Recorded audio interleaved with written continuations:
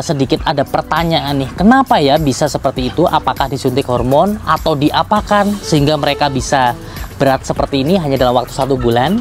Jadi perlu sahabat Radian ketahui semua bahwa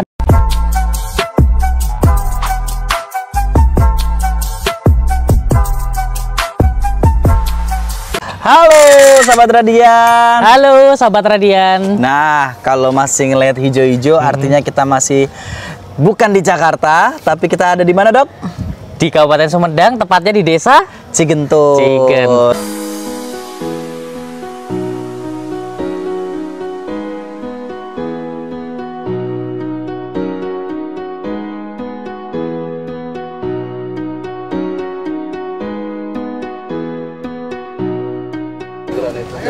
Nah, kita tadi disemprot.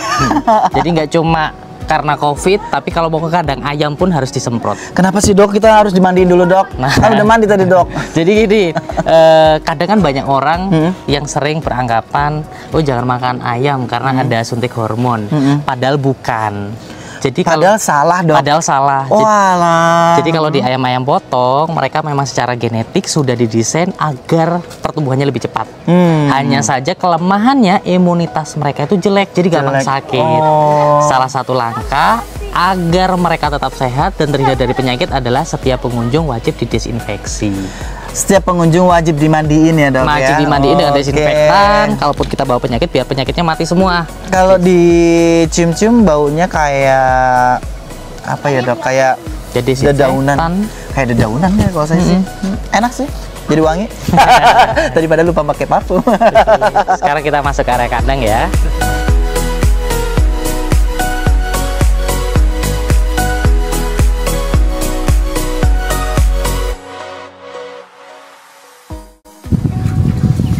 Dokter, kita harus kenalin dulu nih. Oh siapa? Iya, kita langsung ngomong-ngomong aja ya, datang nggak kenalan dulu.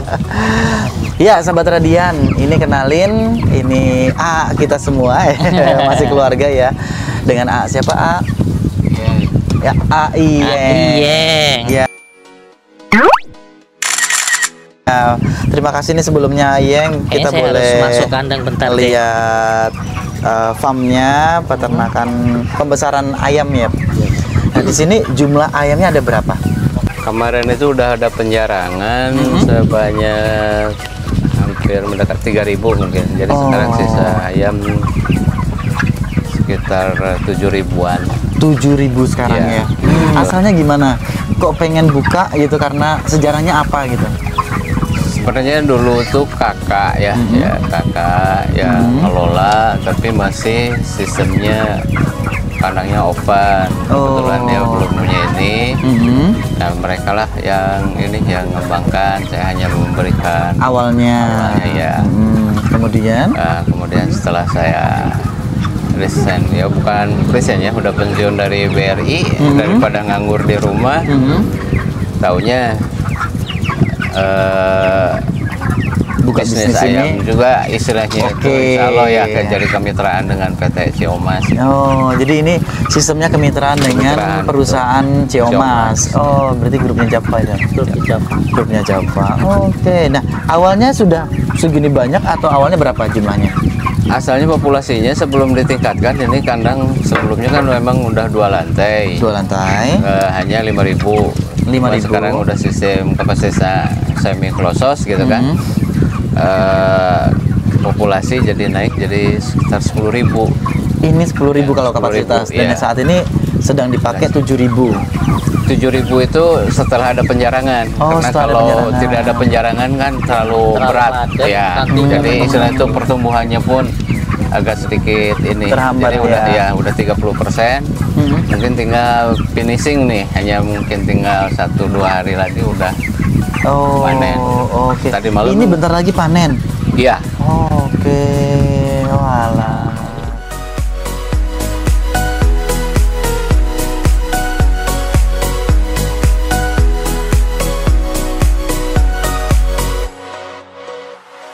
Nah, kita sekarang ada di area kandang penggemukan ayam pedaging. Kadang orang sering menyebutnya area peternakan ya, tapi di sini kita bahasnya area kandang untuk pengemukan. Kenapa? Karena ayam di sini dipelihara dari awal dia menetas hingga siap untuk dijual dengan berat badan tertentu. Bisa kita lihat di sini ayamnya ukurannya sangat besar-besar. Ini contohnya nih, tuh. Padahal usia mereka baru 1 bulan. Dalam waktu 1 bulan bisa mencapai berat badan hingga 2 kg. Pasti teman-teman sedikit ada pertanyaan nih, kenapa ya bisa seperti itu? Apakah disuntik hormon atau diapakan sehingga mereka bisa berat seperti ini hanya dalam waktu 1 bulan? Jadi perlu sahabat Radian ketahui semua bahwa dalam industri penggemukan ayam pedaging tidak ada yang namanya pemberian hormon untuk memacu pertumbuhan. Yang ada adalah secara genetik mereka sudah didesain agar berat badannya itu lebih cepat bertambah, ukurannya lebih cepat besar tanpa memberikan hormon. Selain itu apa? Untuk menjaga agar mereka berkembangnya lebih cepat, ada beberapa faktor atau ada beberapa hal yang perlu diperhatikan. Yang pertama, selain dari bibit, yang pertama bibit. Yang kedua, makanan. Makanannya disesuaikan dengan kebutuhan mereka, sesuai dengan fase pertumbuhannya. Yang ketiga, sumber air minum. Air minumnya juga harus bersih dan selalu tersedia sesuai dengan kebutuhan mereka. Yang keempat, apa? Lingkungan yang hangat pada usia-usia masih kecil atau masih di usia. Pada usia-usia awal kehidupan mereka, di usia 1 hari hingga usia sekitar 10 hari, mereka membutuhkan lingkungan yang lebih hangat, sekitar 30-32 derajat Celcius. Seiring bertambahnya usia, mereka membutuhkan lingkungan yang lebih dingin. Nah, makanya kenapa di sini pada ayam yang besar kita tidak menjumpai adanya pemanas, hanya ada area lampu. Selain itu apa yang dibutuhkan? Sirkulasi udara yang baik.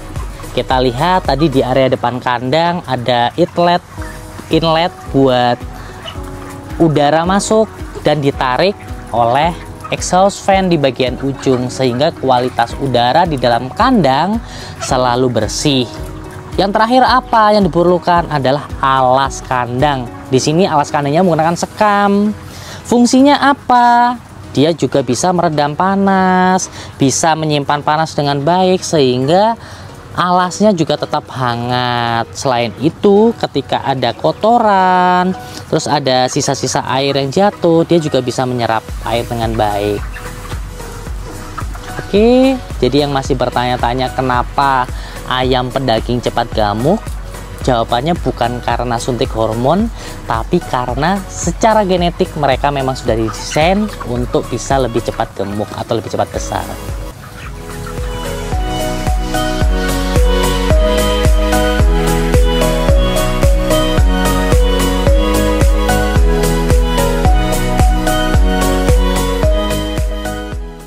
Kalau ayam kampung buat menjadi seukuran ini perlu 6 bulan sampai 8 bulan. Tapi kalau untuk ayam pedaging itu 1 bulan ya. Ya. 32 hari ya. 32 hari udah segede ini nih. Waduh. Kalau untuk ini baru 31 mungkin hari 31 hari ini ya. Oke. Kalau AA sendiri punya berapa house? Mungkin ini yang pertama, terus yang kedua ke atas, yang di atas 12.000. 12.000 yang kapasitasnya yang di atas. Kapasitas. Perlu sahabat Radian tahu kalau yang kita sedang injak ini 2 lantai loh. Ya, ini lantai 2 dan di bawah ada 1 lagi lantai. Nanti kita lihat ke bawah. Nah, kalau yang di atas lebih unik lagi. 3 lantai ya, Ayah? Iya. 3 lantai. Mungkin nanti kadang ada yang 7 lantai, 8 lantai. Nah, kalau di sini makanannya pakai apa? Kita udah disiapin dari kemitraan, kita pakai apa tuh? Namanya SB11 itu ya. Oh, pur ya. Ya, jadi kadang-kadang ada 3 ini. Kalau dari Ciomas itu ada 3 ini ya. Dari awal mungkin SB10 itu untuk awal ya. Jadi serbuknya yang agak kecil. Oh, terus baik. ke SB 11, lanjut ke SB 12. Itu ukuran ya kayaknya Iya. ya, dari yang lembut sampai yang begitu Iya. dewasa dia agak besar. Sama kandungan nutrisinya disesuaikan sama usia. Sama Oh, kayak Pak, nutrisinya ada juga kitten, adult, ada. dan ada senior. Kemudian untuk minumnya juga minum biasa atau ada minum vitamin? Oh ada, kadang-kadang kita diberi vitamin tergantung dari ayamnya kondisinya seperti apa. Terus kadang-kadang umur ayam tapi tidak selamanya harus pakai vaksin kembali ya, karena dari awalnya kan udah dari breedingan itu udah langsung divaksin ya. Oke. Jadi dari breedingan kita awalnya udah terima, udah vaksin. Udah divaksin. Selama di kandang ada vaksinasi ulang. Kadang-kadang lihat kondisi ya, kalau seandainya kita umur 12-13 untuk ini kadang-kadang ada repak. Oh, divaksin ulang ya. Tapi itu mah situasional ya, jadi istilah itu tinggal kondisi ayamnya gimana. Kalau untuk saya melihat kondisi ayamnya aja, jadi kalau seandainya perlu ada repak, kalau tidak ya udah. Karena kita melihat dari Apa yang terjadi? Ada suara gemuruh. Oh. Satu panik, yang lain pada ikut panik semua. Tadi revaksin? ya. Jadi kalau untuk vaksin kadang-kadang ini udah disiapin dari kantor juga. Misalkan untuk CRD, Senot dan yang lainnya itu sudah ada gitu kan. Kita diberi dari TS-nya itu memberi inilah Pelayanan ya istilahnya. Pelayanan itu untuk istilahnya itu umur sekian harus ada vaksin ini gitu kan. Minimal ya istilahnya itu harus kita benar-benar care ke kebersihannya. Jadi memang sahabat Raden juga harus tahu bahwa di sini tuh baunya aja nggak ada. Segini banyak ayam itu baunya nggak ada. Jadi benar-benar apa ya dok ya, bersih. Lihat putih semua ya. Walaupun mereka nggak mandi loh ini. Nah kalau di dalam kandang ini kayak banyak banget instalasi alat-alat. Yang paling pokok itu harus ada apa kalau dalam kandang yang tertutup, sistem tertutup? Kalau sistem yang tertutup mungkin yang diutamakan, karena close itu harus minimal ada sirkulasi udara ya. Harus baik ya. Jadi, jadi minimal harus ada pengatur untuk suhu. Oh, ada pengatur suhu. Oh, Ya, itu ya, pengatur jadi suhu. ada, Baik. Tempronnya untuk mengatur, kan disesuaikan ya, untuk umur sekian suhunya harus sekian. Ada sendiri ya. Ya, ada. Jadi kita ada acuan dan patokannya. Untuk kelembaban pun cuaca itu untuk musim kemarau dan musim hujan Beda-beda beda perilakunya ya. gitu kan. Oke. Dan setiap periode pun mungkin kalau ayam tuh perilakunya tidak ada yang pintar ya, karena selalu berbeda ya Pak Dokter ya. Oh. Jadi kita setiap periode tidak bisa menyamakan antara Beda-beda istilahnya ya. itu ya ayam misalkan 1 minggu, 2 minggu, ayam yang pertama misalkan terus ini yang kedua itu pasti perilaku beda-beda gitu kan. Lucu ya. Lucu banget ya. Oke. Kita mungkin bisa lihat yang lantai 1A. Oh yang di atas? Ah. Oh yang ke bawah? Yang ke bawah nggak bisa? Bisa juga. Ayo coba lihat ya. Dan kita menuju ke lantai 1. Hebat ya. Bukan cuma rumah loh, kandang ada lantai 1, lantai 2, lantai 3, dan ini yang kita ke house yang 2 lantai, dan kita dari lantai 2 kita mau ke lantai 1. Ayo ikut.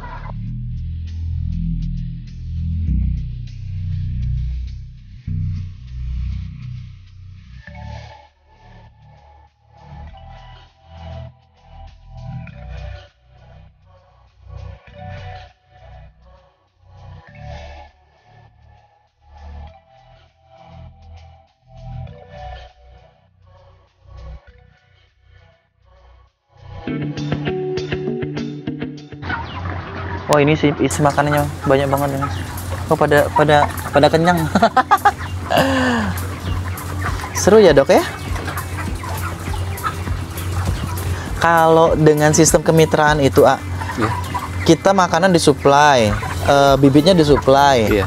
Nanti kemudian begitu kita serahkan ayamnya, dihitung, kemudian dibagi atau gimana sih, secara perhitungan usahanya? Kalau usahanya kita langsung ini ya, jadi mitra. Jadi kita hanya memberitahu bahwa ayam untuk siap panen.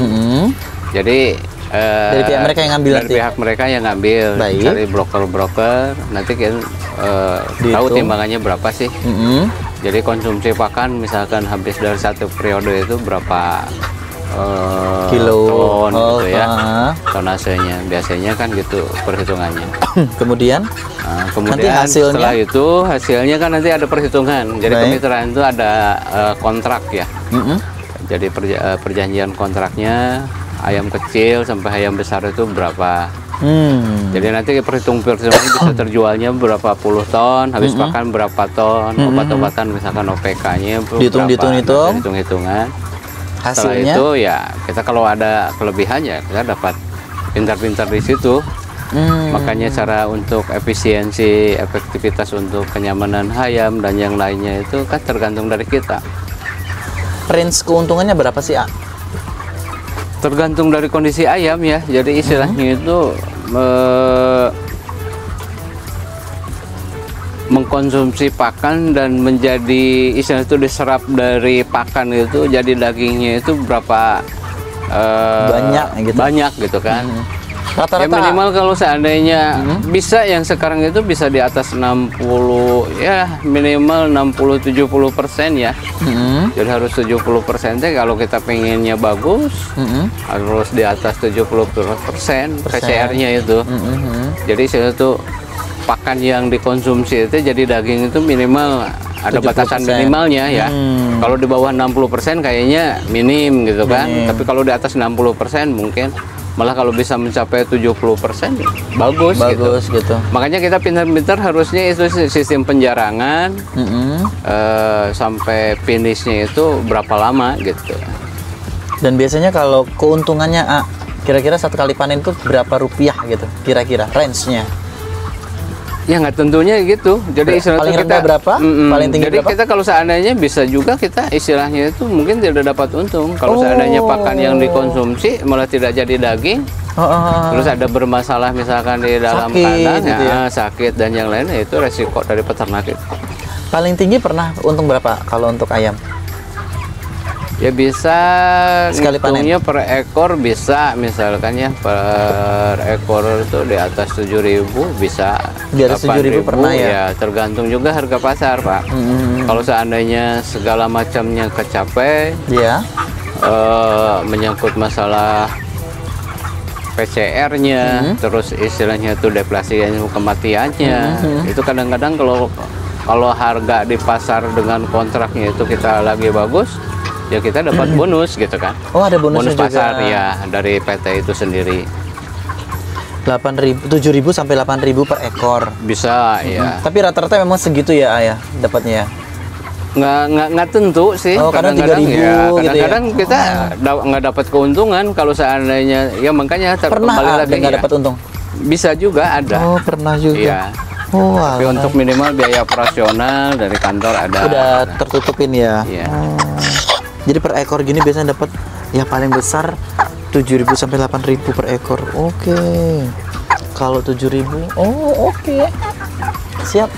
Terima kasih banyak sudah boleh lihat-lihat. Kita boleh ngobrol-ngobrol. Semoga lancar ya, Ayah, usahanya ya.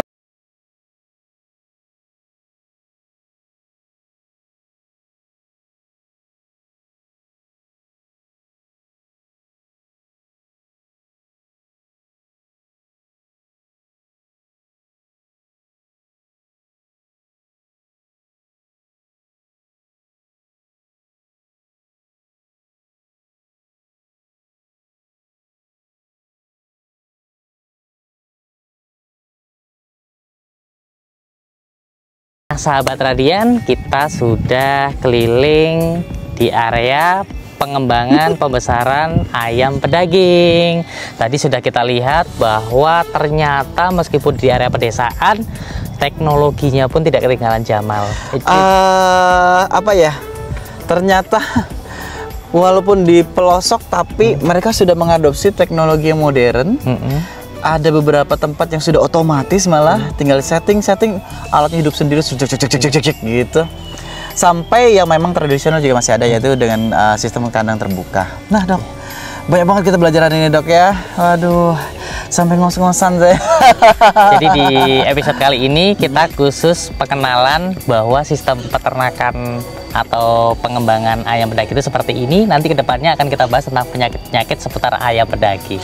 Dan ternyata untuk secara komersial atau secara bisnis sangat menjanjikan. Ya, nah buat sahabat Radian jangan lupa subscribe Radian Channel dengan cara klik tombol subscribe yang warnanya merah ya, kemudian like dan share sebanyak-banyaknya ke teman-temannya sehingga banyak yang bisa dapat informasi, pengetahuan dan wawasan yang berhubungan dengan hewan dari Radian Channel. Nah, untuk teman-teman juga yang pengen ada yang mau dibahas atau mau bertanya atau sekedar kritik dan saran, boleh chat di komen di bawah ini. Tinggal tik dan share. Share komen. Nah, jangan lupa juga biar nggak ketinggalan nonton video kita. Apa dok? Bunyikan lonceng. Gimana? Ting ding ting ding. Oke, ikutin kita terus di Radian Channel dan sampai jumpa di next video.